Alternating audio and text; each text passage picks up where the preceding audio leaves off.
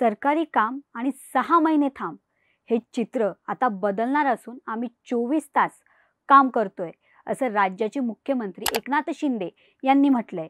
रत्नागिरी जिल्ह्यात शासन आपल्या दारी या कार्यक्रमामध्ये मुख्यमंत्री एकनाथ शिंदे यांनी हे वक्तव्य केलंय। या निमित्तानं मुख्यमंत्री एकनाथ शिंदे यांनी रत्नागिरीत विविध शासकीय योजनेतल्या लाभार्थ्यांशी संवादही साधलाय।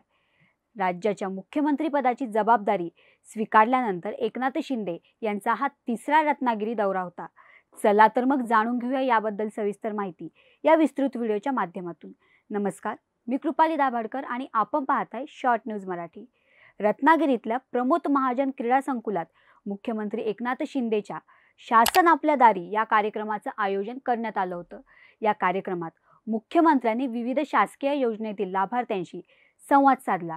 मुख्यमंत्र्यांच्या हस्ते त्यांना प्रमाणपत्रही देण्यात आली। सरकारी काम आणि 6 महिने थांब हे चित्र आता बदलणार असल्याचा विश्वास मुख्यमंत्री एकनाथ शिंदे यांनी उपस्थितांना दिलाय। आम्ही 24 तास काम करणारे कार्यकर्ते आहोत।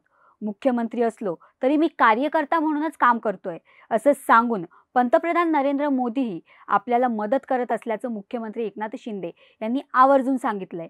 शासन आपल्या दारी या कार्यक्रमासाठी रत्नागिरीतल्या 9 तालुक्यांमधून 10,000पेक्षा जास्त लाभार्थी उपस्थित होते। नागरिकांना सरकारी योजना आणि कागदपत्रे एकाच ठिकाणी सहज उपलब्ध करून देणे हा शासन आपल्या दारी या उपक्रमाचा मूळ उद्देश आहे। यासाठी सुमारे 75,000 स्थानिकांना लाभ वाटप करण्यासाठी जिल्हा प्रशासनांना त्यांच्या संबंधित भागात 2 दिवसीय शिबिरे आयोजित करण्याचे निर्देश देण्यात आले आहेत। शासन आपल्या दारी या योजनेच्या माध्यमातून नागरिकांना येणाऱ्या अडचणी सोडवण्याचा प्रयत्न केला जाणार आहे।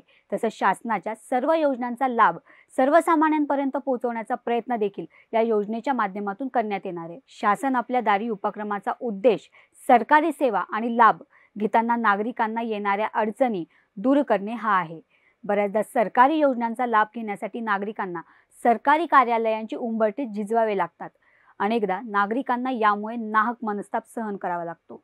यामुळे राज्य सरकारने हा उपक्रम सुरू केला असून या माध्यमातून सरकारला थेट लोकांच्या दारात आणून प्रक्रिया सुलभ करण्याचा प्रयत्न केला जाणार आहे। तर अशाच नवनवीन व्हिडिओसाठी शॉर्ट न्यूज मराठीला सबस्क्राइब करा आणि व्हिडिओ आवडल्यास कमेंट करा।